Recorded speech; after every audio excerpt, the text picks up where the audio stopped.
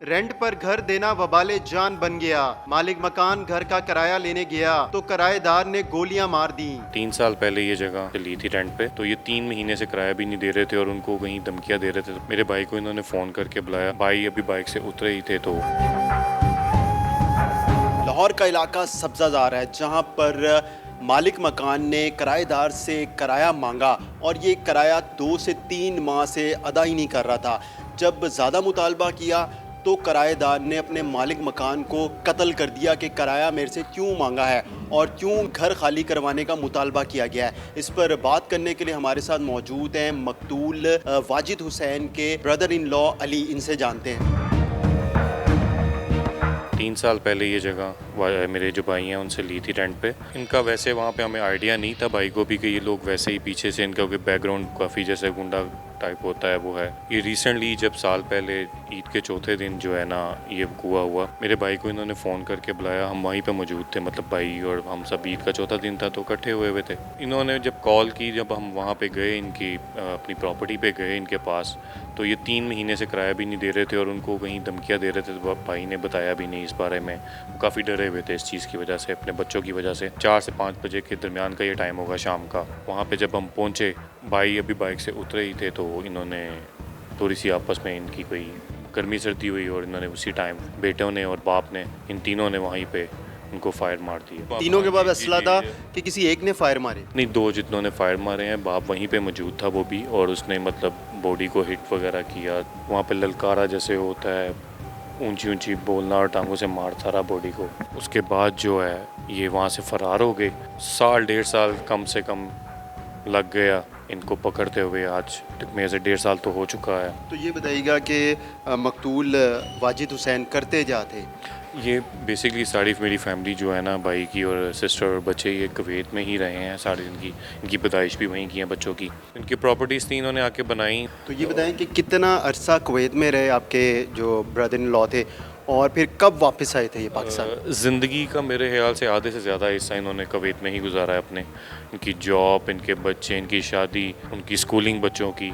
5 से 6 साल आए थे यहाँ पे पाकिस्तान जब ये वापस आए हैं। इस चीज़ के ऊपर मैं ये कहना चाहूँगा कि जो हमारे ऑफिसर्स हैं पुलिस वाले, कि मेरिट के ऊपर तफ्तीश करें, हर चीज़ को हमें इंसाफ दिलाएं। कितने बच्चे हैं मकतूल के? उनकी 3 बेटियाँ हैं और एक बेटा है। किराया कितना था? इसका जो टोटल किराया था ₹1,00,000 था। आगे शॉप थी पर मंथ का 1 लाख रुपए? हाँ जी, क्योंकि शॉप थी, पीछे फ्लैट था, वो सारा ही इन्हीं के पास था। ये सूद का काम करते, मतलब किस्तों का काम करते थे। और काफ़ी ऐसे मामला थे लड़ाई झगड़ों के ना पहले भी। हाँ जी, जिन्होंने मारा है, इनके ऊपर पहले भी काफ़ी पर्चे हैं। अभी रिसेंटली पता चला है कि जिसके पास ठहरे हुए थे उसको भी फायर मार के आए हैं, जो सुनने में आया है जितने भी ऑफिसर्स हैं उनसे, कि इसको मेरिट के ऊपर सज़ा जो उनको है वो पूरी तरह प्रॉपर दिलवाई जाए और हमें हमारा इंसाफ दिलाया जाए। मकतूल वाजिद हुसैन के ब्रदर इन लॉ अली मौजूद है। आपने इनकी गुफ्तगू सुनी। अब चलते हैं पुलिस के पास और उनसे जानते हैं कि कितने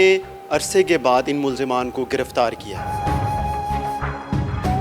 इंचार्ज थाना सब्जाजार गौहर इकबाल मौजूद है, इनसे जानते हैं क्या वाकई में मकतूल को किराया मांगने के ऊपर और उसकी प्रॉपर्टी खाली करने का जब उसने कहा तो मुल्ज़िमान ने उसे कत्ल कर दिया? कितने मुल्ज़िमान हैं, किस तरह कत्ल किया, फिर ये कहाँ फ़रार हुए, कैसे पुलिस ने पकड़ा? ये जो संधू बरदरान थे, इन्होंने संधू इलेक्ट्रॉनिक्स के नाम से सब्जाजार में एक अपनी ट्रेडिंग की शॉप बना रखी थी। उसी दुकान में बेसिकली ये मुद्दई मुकदमा जो कि अब कत्ल हो चुका हुआ है, उसकी प्रॉपर्टी वहीं पे इनका घर था। 10 मरले का प्लॉट था तो 6 मरले में घर था, फिर आगे कुछ 4 मरले में इनकी वो दुकान थी जो संधू इलेक्ट्रॉनिक्स के नाम से ये चला रहे थे। ये उसके पास किराएदार थे और वो इनसे अपने किराए का तकाजा करता था। उसको किराया देना इन्होंने बंद कर दिया। उसने कहा कि मेरी प्रॉपर्टी खाली करो या मैंने बेलफ ला के अपनी प्रॉपर्टी तुमसे खाली करवा लेनी है। तो बेसिकली बुनियादी तौर पर अगर कोई रंजिश थी तो वो प्रॉपर्टी खाली करवाना ही रंजिश बनी इस कुएं की। तो ये 2 भाई हैं, एक का नाम सलमान संधू है, दूसरा अदनान संधू है,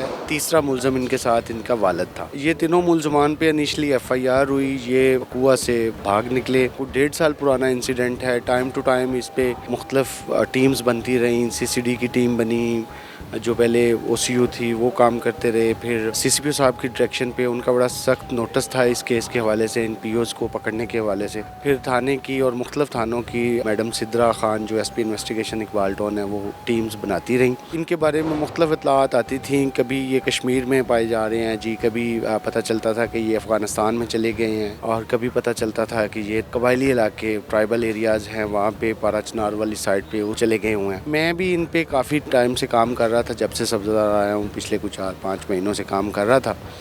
तो CCPO साहब का हुक्म था, SP साहब की गाइडेंस के मुताबिक लगे हुए थे, तो हमने इनको अरेस्ट कर लिया है। तीनों मुल्ज़मान जो POs हैं उनको अरेस्ट कर लिया है, उनसे आला कत्ल भी बरामद करवा लिया।